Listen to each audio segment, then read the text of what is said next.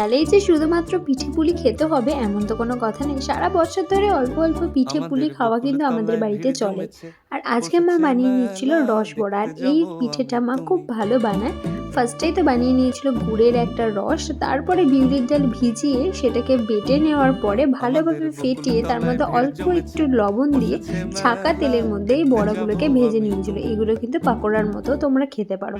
তারপরে হচ্ছে বড়াগুলো হালকা ঠান্ডা হয়ে গেলে সে এবং মেলায় রসটাও দোকান হালকা কত ঠান্ডা হয়ে সারি গেলে সারি, তার মধ্যে দিয়ে দিতে হবে বড়াগুলো। আর ওই 5-10 মিনিট রাখলেই মুড়ির রসটাও মতো অ্যাবজর্ব হয়ে যাবে, কিন্তু রকমারি। বাইরেটা কিন্তু একটু মুচমুচেও থাকবে।